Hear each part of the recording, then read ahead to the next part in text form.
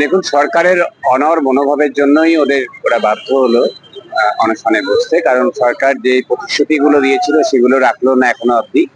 যে দাবিগুলো ওদের ছিল সেগুলো পূরণ করবার কিন্তু সরকার কথা দিয়েছিল, কিন্তু সেই দাবিগুলো নিয়ে আর কোনো ওরা কথা বলছে না সরকার পক্ষ, প্রশাসন। এর আগেও 2019 সালে এনআরএস এর ঘটনার প্রেক্ষিতে যে মিটিং হয়েছিল সেখানেও এরকম অনেক রেজলিউশন হয়েছিল, কিন্তু সেগুলো একটাও বাস্তবায়িত হয়। এবারেও তাই হচ্ছে। তো বারবার প্রহসন এবং প্রতারিত হচ্ছে আন্দোলনকারী চিকিৎসকরা। ফলে তারা আজকে 24 ঘন্টা সময় দিয়েছিল। যে সরকার ফটাফট স্যাটাস্যাট সব কাজ করে ফেলে, সেই সরকার ফটাফট মেনে নিতে পারতো এই 10টা দাবি, তাহলেই আর অনশনে বসতে হতো না।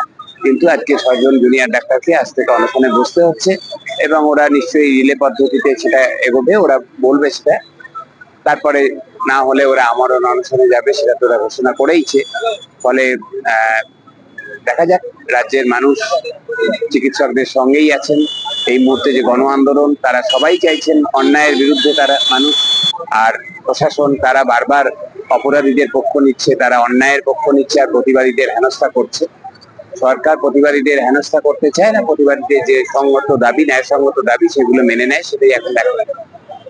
সেটা কেন, তো তারাই জবাব দিতে পারবেন। কেন আমরা বুঝতে পারছি না। তার কারণ হচ্ছে যে এই একের পর এক যা ঘটনা ঘটছে, ধরুন আজকে সকালেও জয়নগরে যে ঘটনা ঘটেছে সেখানেও পুলিশের যে ভূমিকা, আর আরজিকর মেডিকেল কলেজের যে ঘটনা, তাতে পুলিশের যা ভূমিকা, দুটো এক।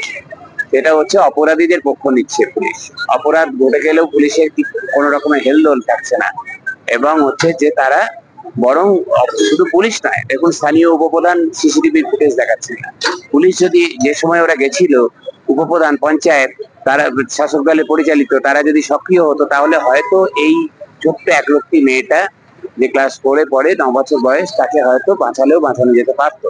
কিন্তু সেটা করলো না, কারণ সরকারের প্রশাসনের অপরাধী বান্ধব মনোভাব।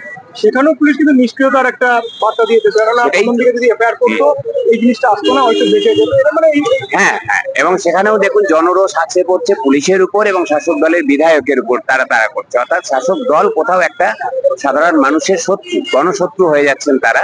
এটা তারা হচ্ছে যে সারা পশ্চিমবঙ্গের চিত্র এটা হচ্ছে যে শাসক দলের যারা জনপ্রতিনিধি এবং হচ্ছে যে পুলিশ প্রশাসন, তারা গণশত্রু রূপে মানুষের কাছে প্রতিভাত হচ্ছেন।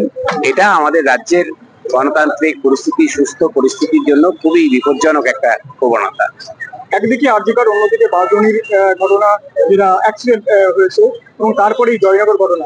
এই যে রাজ্য প্রশাসনের যে ভূমিকাটা এবং সর্বোপরি পুলিশের ভূমিকাটা, এই বিষয়ে আপনারা কি ভাবেন? আমরা এটাই দেখছি যে এই রাজ্যটার পুলিশ প্রশাসন তারা শাসক দলের কথা অনুযায়ী উঠছে বসছে। তারা তাদের রুল বুক ভুলে গেছে, পুলিশ রুল ভুলে গেছে, তারা ভারতের সংবিধান ভুলে গেছে, আইপিসি সিআরপিসি ভুলে গেছেন। তাদের পুলিশের ঢোকার সময় যে ট্রেনিং হয়েছিল সেই ট্রেনিং তারা ভুলে গেছেন।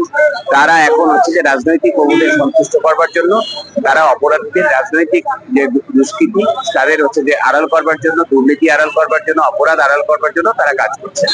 ফলে তারা হচ্ছে যে এই শাসকের গেস্টাপো বাহিনীতে পরিণত হয়েছে। আমরা গেস্টাপো বাহিনী কি জানি, ইতিহাসে যারা পড়েছে তারা সকলেই জানেন। ফলে এই ধরনের গেস্টাপো বাহিনীকে তো মানুষ বেশি দিন চলতে দেবেন না, সহ্য করবেন না। ফলে হচ্ছে যে একটা নৈরাজ্য নেমে আসছে পশ্চিমবঙ্গের দিকে, এটাই আমরা দেখতে পাচ্ছি। আজকে সকালের ঘটনাতেও সেটা প্রতিবাদ।